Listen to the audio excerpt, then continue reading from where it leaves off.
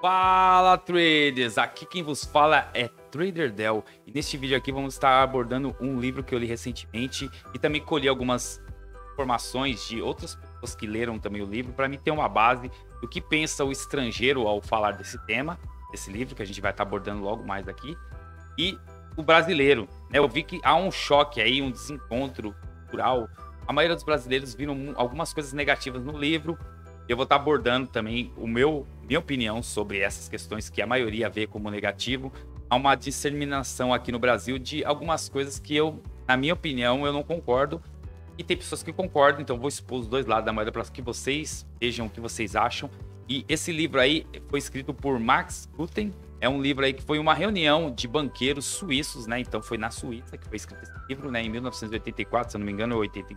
E ele trata de regras, né? Então os axiomas são basicamente, assim, a grosso modo, tá falando de regras que esses banqueiros desenvolveram, seriam algo que eles deveriam seguir para ter disciplina, e o que eles acreditam que seguindo aquilo, a chance deles se darem bem no mercado é maior. Foi dividido em 12 axiomas maiores, ou seja, 12 regras maiores, e 16 axiomas menores que está no livro.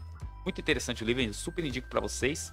E eu vou estar falando aqui dos axiomas maiores, são os 12, e o primeiro axioma é o risco. Então, ele vai estar falando do pensamento, como ele enxerga o risco e como ele deve conduzir aí para ter maior controle sobre o risco ou entender melhor esse lance de risco. E no Brasil eu vejo que tem um entendimento um pouco errado sobre esse tema e os outros axiomas também. Então, bora para o primeiro axioma, que é o risco. Normalmente associamos risco a algo negativo, pois ninguém quer correr risco ou estar em situação de desconforto. Mas pessoas que buscam uma vida melhor logo entendem que o risco e o sucesso caminham juntos, pois sem arriscar mais, sem sair da zona de conforto, dificilmente você terá sucesso. Na bolsa de valores, a maioria dos investimentos são medidos por risco-retorno. No livro tem algumas frases polêmicas aos olhos da nossa cultura brasileira, principalmente, e eu vou citar algumas essas que vocês estão vendo aqui na tela. Vou falar primeiro da primeira frase bastante polêmica que eu vi em alguns vídeos que pessoas falaram, que é: todo investimento é especulação. A diferença é que alguns admitem isso e outros não. Então vamos tratar com um exemplo prático, vou até mostrar no gráfico, na especulação de curto prazo como na especulação de longo prazo. No meu ver também eu concordo com a afirmação do autor que investimento e especulação é a mesma coisa, né? Vou entrar aqui no gráfico rapidamente e vou até mostrar em ações, que dá para ser aplicado também no day trade, em índices, etc. Então eu tô aqui nas ações do Facebook. A gente pode notar o seguinte: eu tenho um espaço de tempo de fevereiro de 2021 aqui a julho de 2021. A gente pode pegar prazos maiores, mas eu vou pegar esses dois exemplos para vocês entenderem. Então o autor quer dizer com essa frase que uma pessoa que compra uma ação, por exemplo, nessa região aqui, ó, nesse preço aqui, ó, nessa data, né, mais ou menos aqui $280 por ação, ela teve uma valorização aqui de praticamente $100 por ação, saiu de 280 para 380, então teve uma valorização aí de $100 por ação. Então se a pessoa comprou 10 ações nesta data, após esse período ela teve um lucro de $1.000. Onde ele quer chegar com isso? Mesmo que você esteja investindo na empresa como um investidor de longo prazo, seja, querendo se tornar sócio, né, o que a gente chama aqui no Brasil de investidor, o investidor geralmente é aquele que olha para a empresa com um olhar de sociedade. Eu quero me tornar sócio do Facebook, comprar e ficar no longo prazo ganhando dinheiro com o crescimento da empresa no longo prazo. Tanto o especulador de curto prazo quanto o investidor, eles compram uma ação ou vendem, né, no caso do especulador de curto prazo, mas vamos falar aqui só do viés comprador. Os dois que compraram no mesmo dia, então tem um cidadão que comprou aqui querendo ganhar um lucro de curto prazo, ou seja, ele quer comprar aqui e saiu aqui, ó. Então ele comprou a um preço aqui X, vou colocar um exemplo, $100, e com $120 ele realizou o lucro. Ele entrou para fazer uma operação, uma especulação curta, né? Ele ficou pouco tempo aqui, ó, para ganhar esses $20 de lucro. Já o investidor está comprando aqui no mesma região de 100, porém ele quer ficar mais tempo, até anos aqui.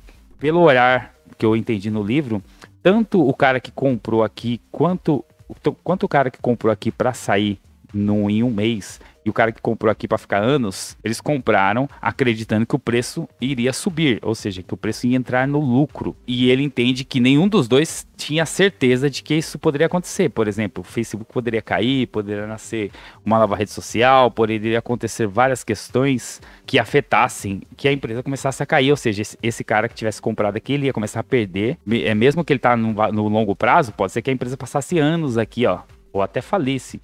Então ele entende que tudo é especulação. A especulação é investir em algo esperando um retorno positivo sem ter a certeza. Você está especulando. Claro que você não está contando 100% com a sorte. Então os dois que compraram aqui não compraram num golpe de sorte de se subir eu ganho.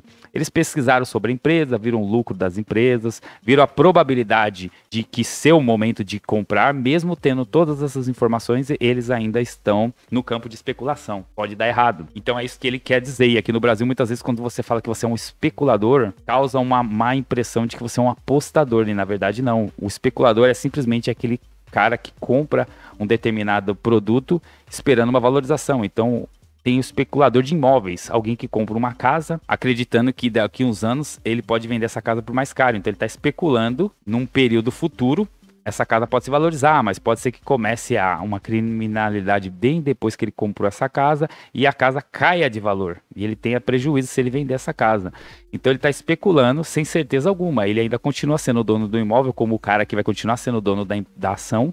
Só que essa ação vai estar valendo menos, essa casa vai estar valendo menos. Então ambos que compram ou investem em algo esperando um retorno futuro, um lucro futuro, estão especulando num futuro incerto. Mas ele utilizar ferramentas aí para conseguir aumentar essa previsibilidade do futuro. O cara pode fazer uma varredura na cidade, os projetos, se vai abrir novos mercados, então ele aumenta a chance dessa casa se valorizar, igual o investidor aqui ou o especulador vai procurar por dados, por informações que tem um potencial que ele possa acertar. Então, vamos voltar aqui já explicando a diferença entre investimento e especulação, para vocês entenderem, porque muitas vezes vocês vão ver essa palavra especulação sendo associada muitas vezes no Brasil como aposta, e na verdade não é, num âmbito mais internacional. Especulação, investidor e até mesmo jogador. Então muitas vezes vocês vão ver em livros se referindo como investidor de bolsa de valores como um jogador, mas isso é algo cultural. Eles entendem que todos são players do mercado, ou seja, jogadores, né? Então você já deve ter visto essa expressão, né?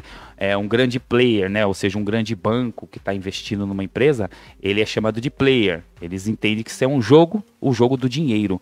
Então, muitas vezes vocês vão ver a palavra player, né? O grande player, mas se você traduzir para o português friamente, você vai falar o grande jogador do mercado. Vai dar a impressão de que seja um jogo, uma aposta. E, na verdade, é só uma figura de linguagem aí. Tem uma outra fase bastante polêmica também que gera esse má compreensão, que é: ponha todos os seus ovos no mesmo cesto e tome conta do cesto. Vou dar um exemplo também aqui na prática. O que significa isso, né?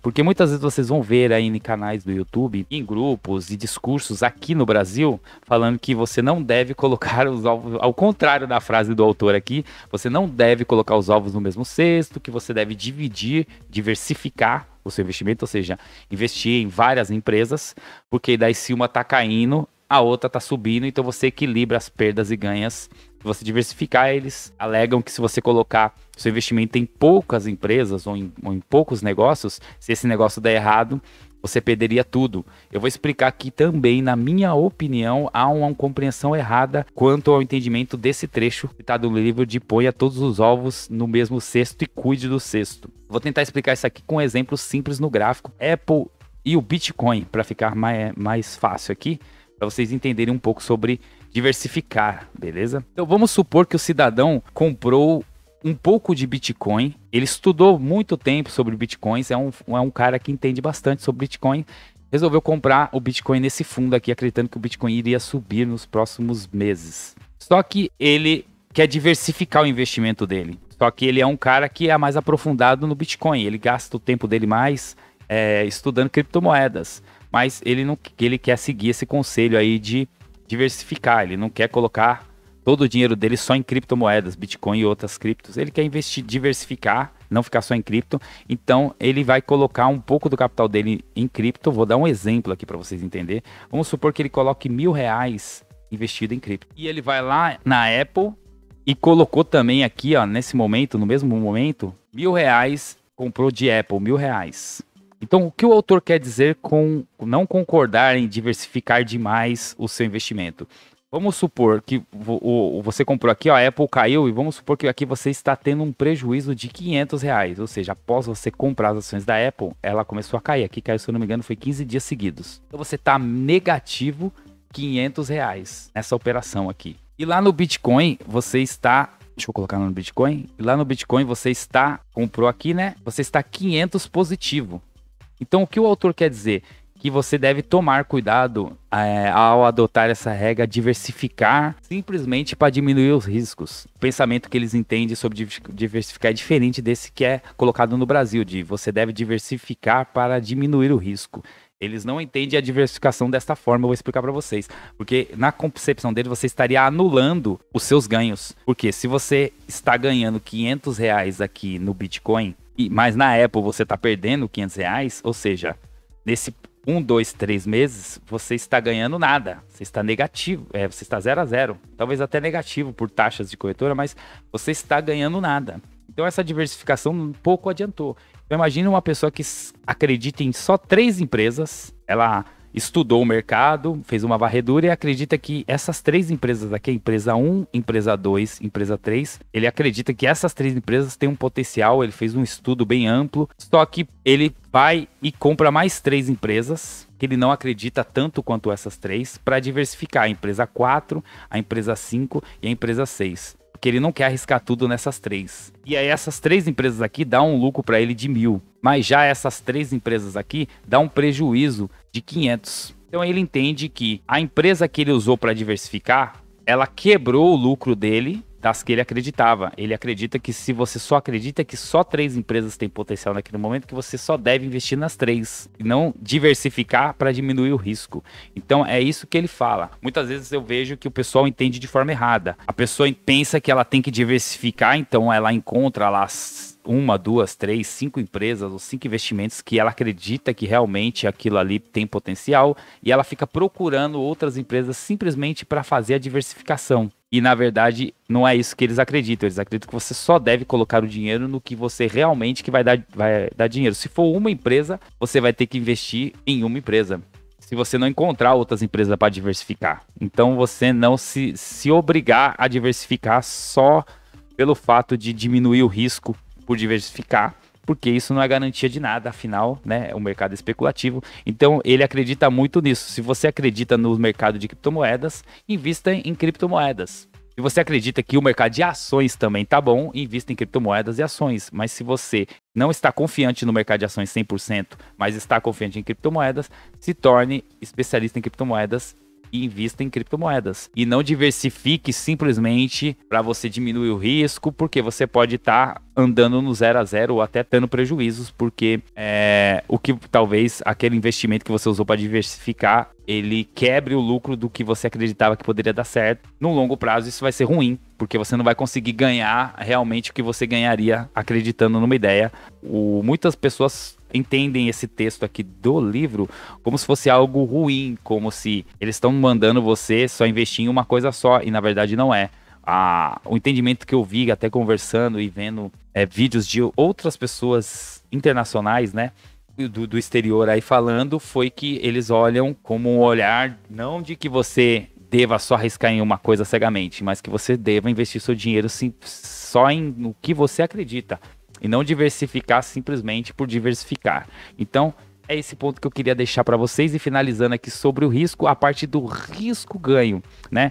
Então, como você pode potencializar, já que o mercado é imprevisível, né? Você não sabe o que vai acontecer com a Apple nos próximos anos, nem com a Google, nem com o Facebook, nem no day trade, que é operações que terminam no mesmo dia. A gente vai estar falando sobre isso também. Como eu escolho meus investimentos? E a melhor forma de você escolher os seus investimentos é com o que a gente chama de risco-retorno. Eu vou fazer um exemplo aqui entre Facebook e Apple, né? Tanto a Apple, vocês estão vendo aqui, ó, ela caiu mais ou menos uns 15 dias aqui, né? Caiu bem aqui, tá num patamar de preço. Ela saiu lá de 157 dólares por ação e chegou até a bater ali os 140 dólares por ação. Ou seja, foi uma queda aí de 17 dólares por ação, uma queda bem expressiva. Você vê que não acontece isso sempre, ó. Acho que esse foi o pico máximo de queda, né? Tá ali perto do pico máximo, né? Das últimas vezes que caiu, já recuperou, né? Então, pode estar próximo aqui de uma recuperação também. Então, como que a gente vai fazer para escolher entre um investimento ou outro, né? Então, se você tivesse na dúvida entre comprar Apple, que caiu aqui 15 dias praticamente, e comprar Facebook, que também caiu 15 dias, a gente poderia usar algumas informações externas. Por exemplo, recentemente o Facebook passou aí, não lembro se foi nesse período aqui, passou aí por uma questão de apagão nas suas redes sociais, tá tendo alguns problemas com uma ex-funcionária que tá falando que a empresa tá agindo de má fé com os clientes, então tá tendo algumas notícias negativas para o Facebook, que caiu basicamente aí 3, 4 semanas. E a gente tem a Apple, que caiu também 3, 4 semanas, que se você fizer um estudo um pouco mais avançado, você vai ver que de um modo geral o mercado caiu essas 3, 4 semanas. Então essa foi uma queda normal, geral do mercado, onde a maioria das empresas caiu, o Google também caiu. Só que se a gente for medir por grau de risco, ou seja, qual que seria mais arriscado aqui? Comprar a Apple, né, acreditando que ela vai dar uma retomada, ou comprar Facebook, acreditando que ela vai dar uma retomada? Tendo que essas informações que a gente tem extra aqui, nos leva aqui que a probabilidade da Apple subir é maior, porque ela tá sadia, acabou de lançar o iPhone 13, tá tudo tranquilo, apesar que ela também tá passando por alguns problemas de falta de peças para montar os seus iPhones, então provavelmente vai ter menos iPhones aí. Trazendo agora para o nosso meio do day trade, ou seja, da operação curta, o pensamento é bastante parecido, né? Entrando nessa questão de risco-retorno. Então muitas pessoas defendem essa ideia, eu acho que é um senso até bastante comum nas operações curtas, sobre que se você se manter muito tempo fazendo operações com um risco-retorno desfavorável, a sua chance no longo prazo é menor. Então, o que significa esse risco-retorno?